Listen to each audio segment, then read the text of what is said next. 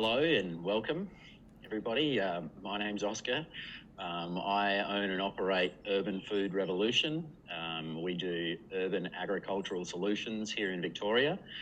I've been doing vegetable gardens pretty much my whole life, and about 10 years ago I decided I was going to make it a career, and it did take a while to start up, but the last 3 years I've been doing nothing but building luxury high-end vegetable gardens, and it really seems to have come to a head last December, where I met a property owner who asked me to basically build the mother of all vegetable gardens with an orchard and aquaponics and shade house. And I'm also living here off-grid on the property, and once it's all built, I'll essentially be managing the whole thing. So it really has become something quite powerful, and I've never been happier, really. I don't work. I just tinker and play, and it's a really beautiful life. So grow massive amounts of vegetables. Massive amounts of what, sorry? Vegetables. Well, yes, we do. Now, the vegetable garden that I'm standing in is comprised of 15 vegetable gardens, each 3 metres by 1.5 metres by 400 millimetres high. So they're 2 garden sleepers high, and they're quite long. Each garden bed has a 1.5 by 3 metre vertical growing space. And so each garden bed is split down the middle into 2 sides, and we'll walk through later on. The owner of the property here has a restaurant in a local town, and since we planted the lettuce, he's been harvesting, I think, about 6 to 12 crates of lettuce per week, at a commercial value of about $30 a crate. So we're up to, I don't know, anywhere between $2,000 and $4,000 worth of harvest just in the last, say, 3 months since the garden was established. So we're already off to a really good start. Now, to put that into perspective, in the local supermarket, a iceberg lettuce is $6.90.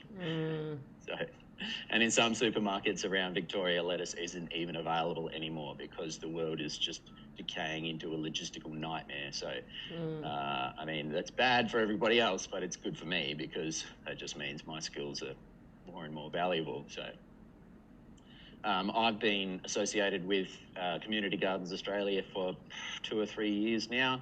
I came in as a rep, did some treasury stand-in role for a while, and now I act as a bit of an advisor. I've probably got a bit too much on my plate to take on a formal role, but always happy to give advice to Naomi and her group wherever necessary. I talk about vegetable gardens until everybody around me is bored and just wishes I'd shut up. So probably the right person for that type of role.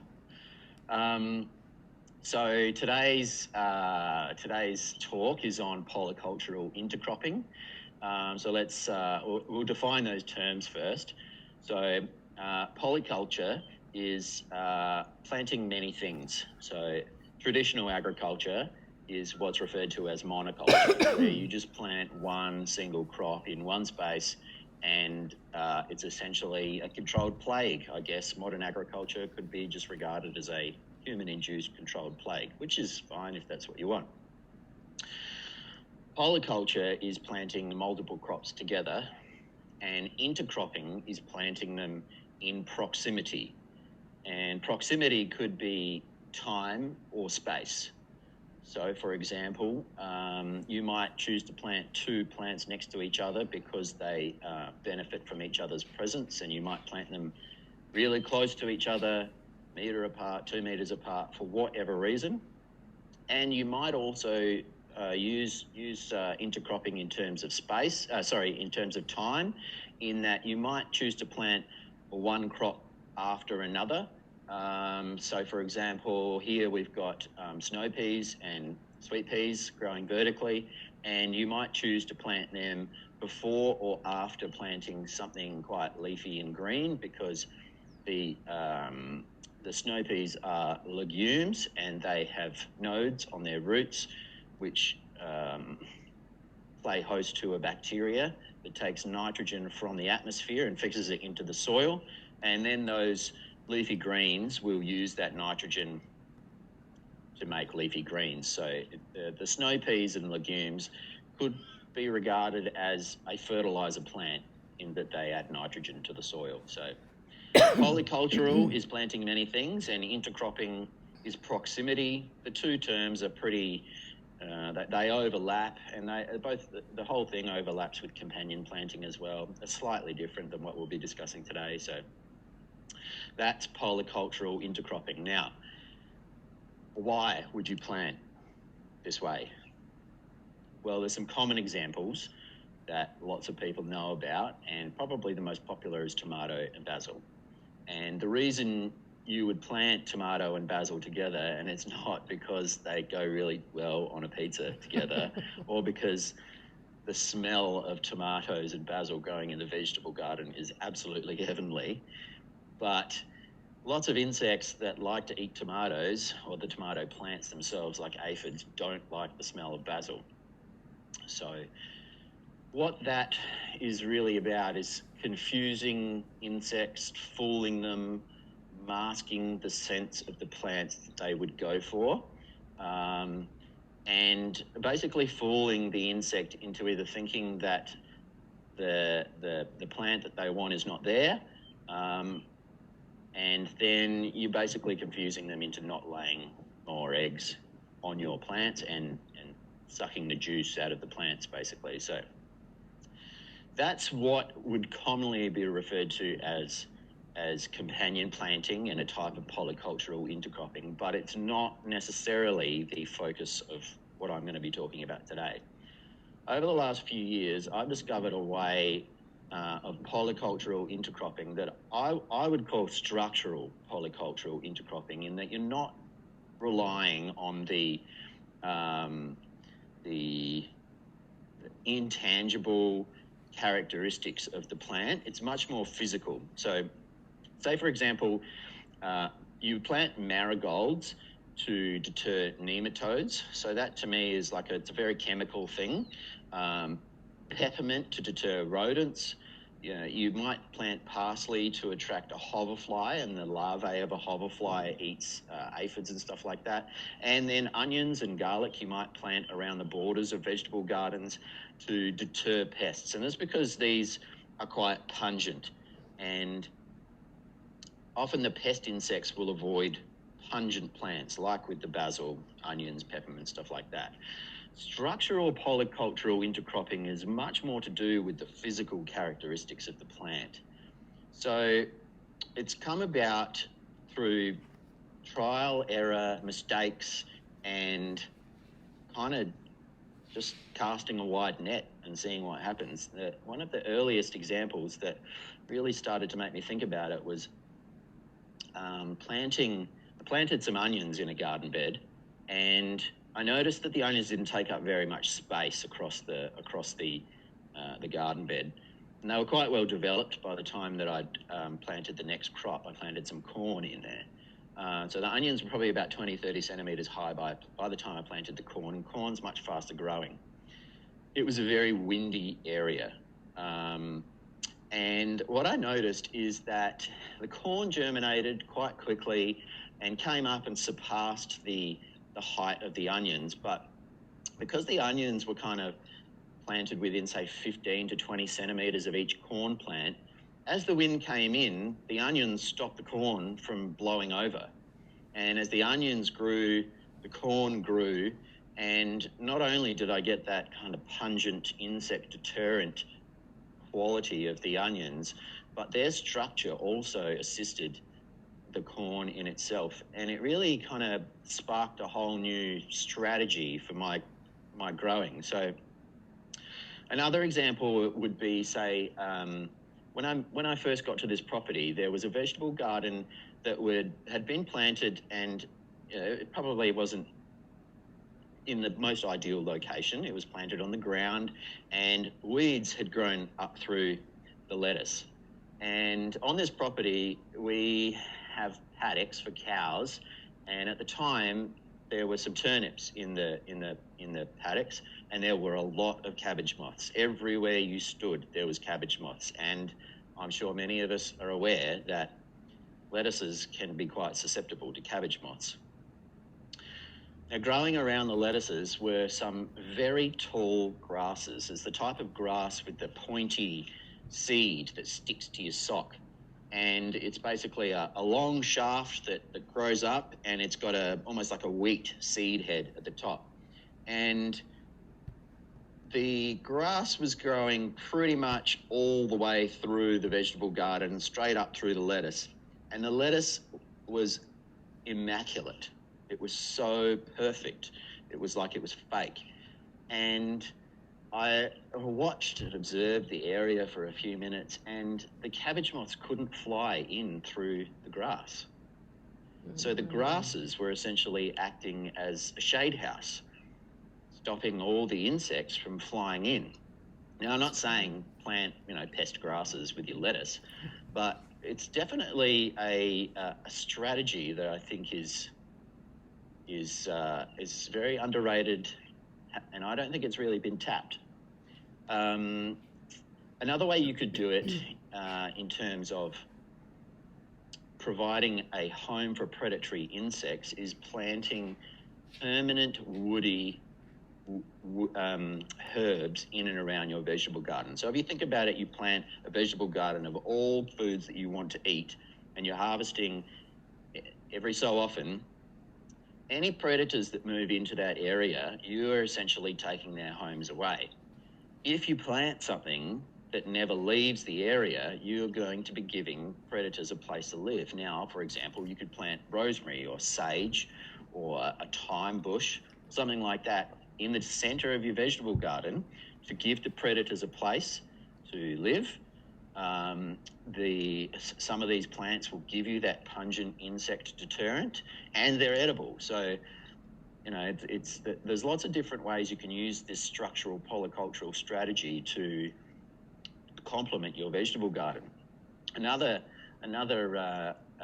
way that structural polyculture can be used is, say, with sunflowers. They act like a beacon for pollinators. So you might have your tomato plants there, and the tomato plant flower is quite small. It's about the size of a 5-cent piece. Now, granted, bees and pollinators are quite good at finding these flowers, but if you plant sunflowers or something with quite a large, obvious flower next to these next to the edible plants that you want fertilized, you're going to have a much better fertilization rate, which means more fruit, more vegetables. Well, actually, more fruit. You don't need pollinators to fertilize vegetables. So now I'm going to tell you about an idea that I've got that I'll be trying this year, which is pretty much the culmination of the structural polycultural intercropping idea. Last season, the last couple of seasons, I've grown sunflowers and used them as stakes for tomatoes. So it's a free stake, and it's got pollinator. This year, I'm going to do a few tests, and it's going to require some fairly accurate timing. I'm going to plant sunflower, just one, in its own space. And once the sunflower reaches probably 45 centimetres high, I'll plant a tomato under there, and it'll be a straight growing tomato, not like a Roma that grows in a bush. It'll be more like a Grosslisi that grows in a straight line. You don't have to nip the buds so often.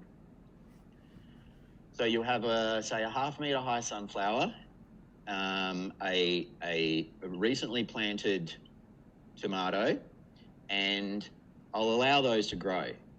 And once they've kind of grown together to the point where the tomato is about 30 centimetres high, I'm going to plant a couple of beans underneath it. Now, what that'll do is that will mean I won't have to tie the tomato back to the sunflower, because as the sunflower grows, it acts like a stake.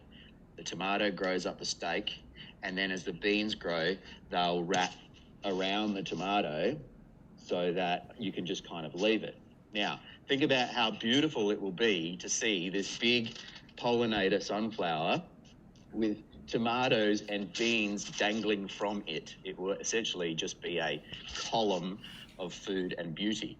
So you'll get the structure from the sunflower, you'll get the shade, because it's really good to shade your tomatoes, especially in the heat. The leaves will act as shade on the really hot days for the tomato. And so what did I say? We've got the structure, shade. We'll have the pollination of the sunflower.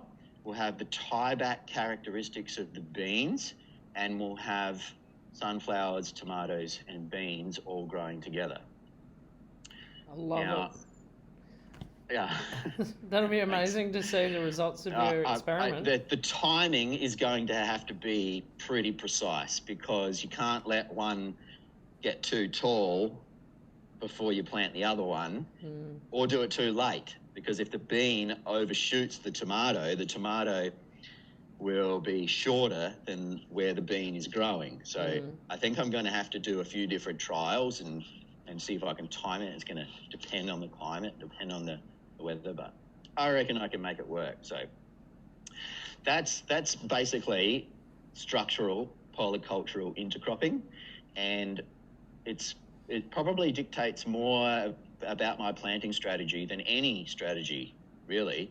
I can get pretty much anything to grow in the right place. It's those little extra 1% ideas that make it more beautiful, more tasty, more fun, more interesting, more difficult, which, if you do things that are difficult and you fail, you learn a lot quicker. And that's ultimately how I've ended up where I am. I've failed a lot, and you just keep chipping away. Now I'll show you what we're doing here. We've got a few garden beds to look at.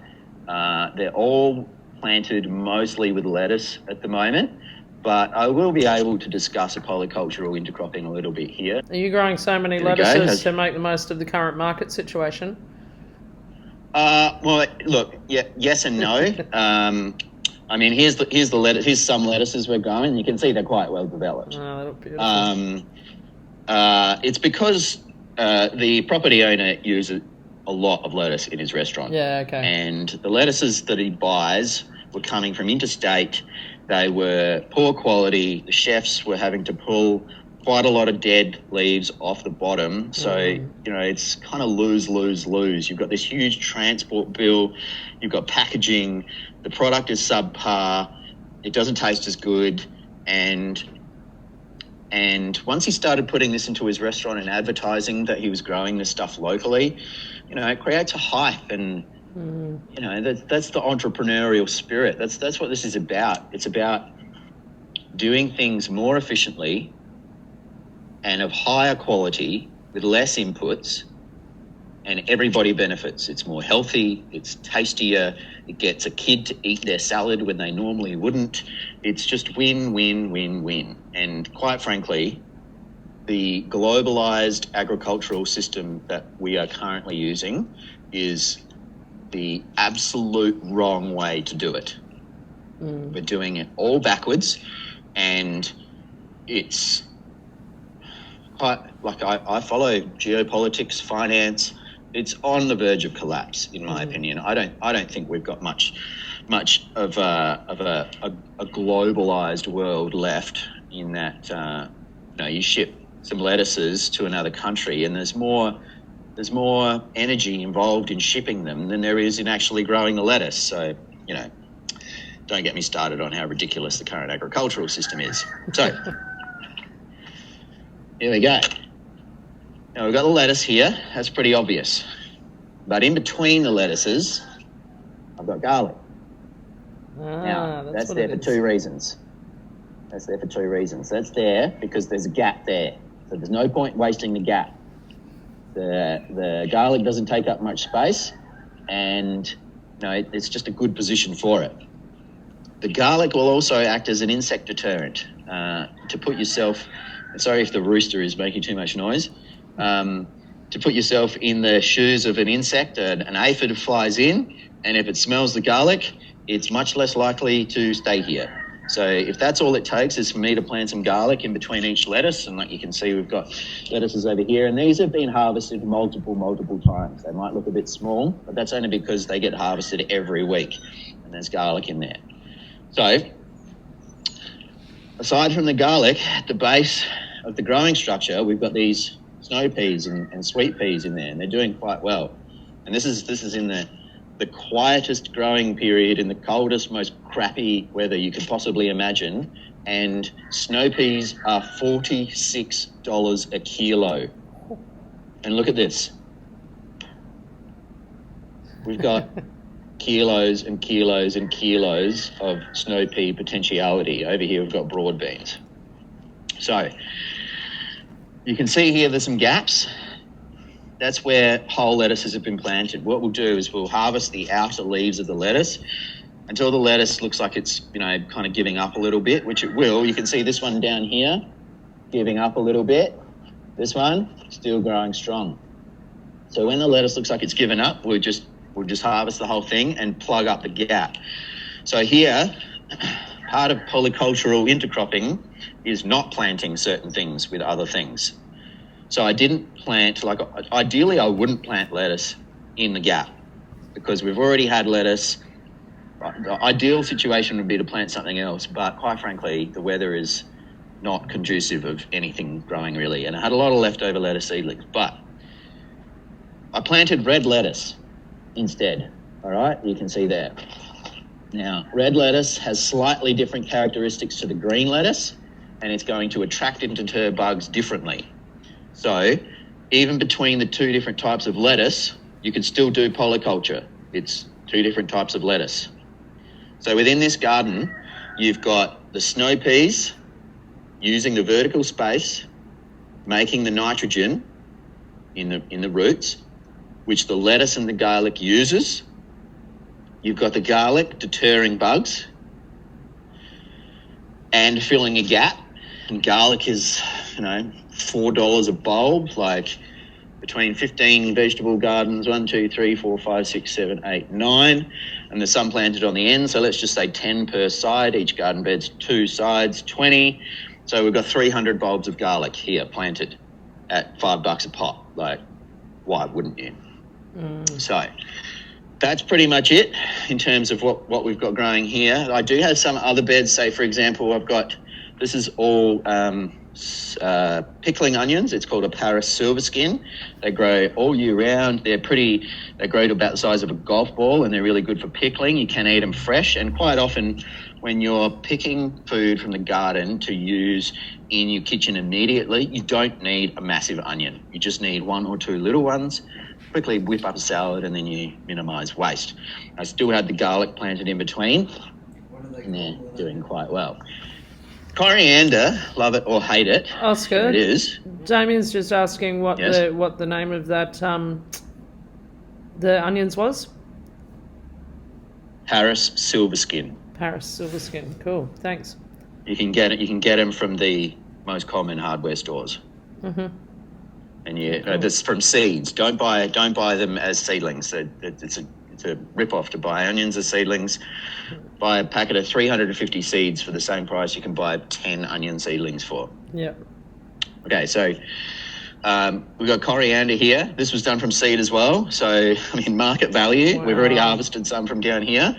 Market value, if you were to buy that from a food wholesaler, I reckon it'd be anywhere between $100 and $200 for that much coriander.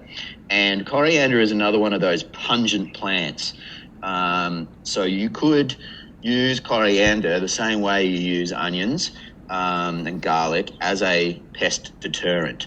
Plant coriander seeds around your vegetable gardens, around crops that you know are susceptible to insect invasion, and you're quite likely to deter them to an extent. Some people don't go anywhere near coriander. So, imagine how an aphid feels like if its whole world just becomes that smell. So, all right, so we're going to go to another part of the garden here. You can see here I've got some rocket seedlings. This is packed from seed, and rocket's one of those plants that will probably just keep giving. They use it quite a lot in the restaurant, and we'll just zoom out. We've actually been blessed with some weather. Look, there's the chickens. Got an orchard over there. It's all lovely.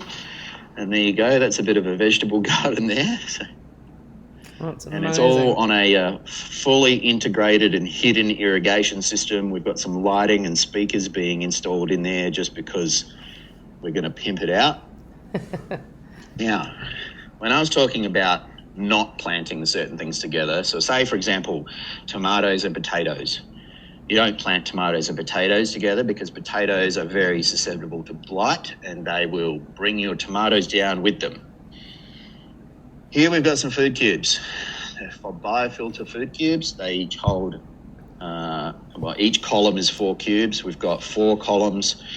Each cube holds 100 litres of water and each column is comprised of 4 cubes. So each column holds 400 litres. So we've got 1,600 litres of water being held below these vegetable gardens. Now, when I planted them, I made sure not to plant like things next to like things. So let's do this garden bed here. So this is broccoletti, and you can only say it by doing this. You have to say broccoletti. That's a joke. It's a bad one, but I laughed.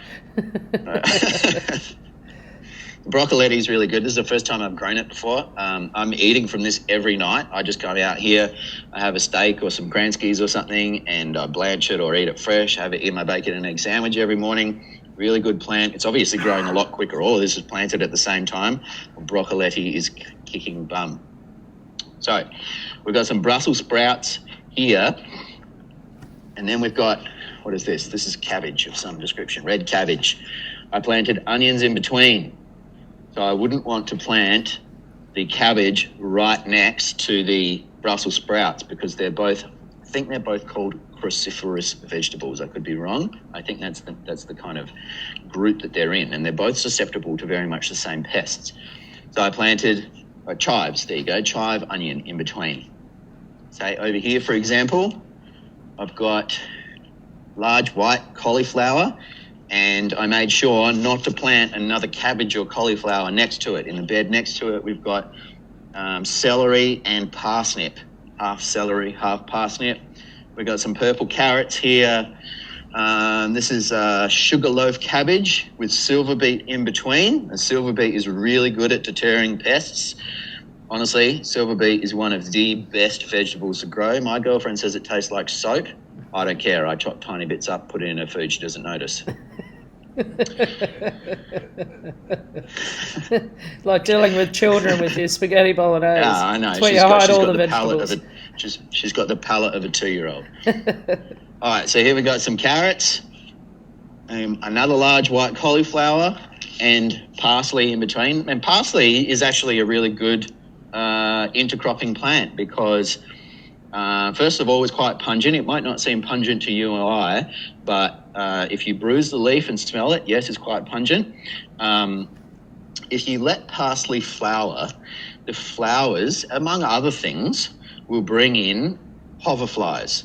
Hoverflies have babies. The babies eat aphids. So there's something to be said about letting edible plants flower. Now, it does kind of irk me when people say that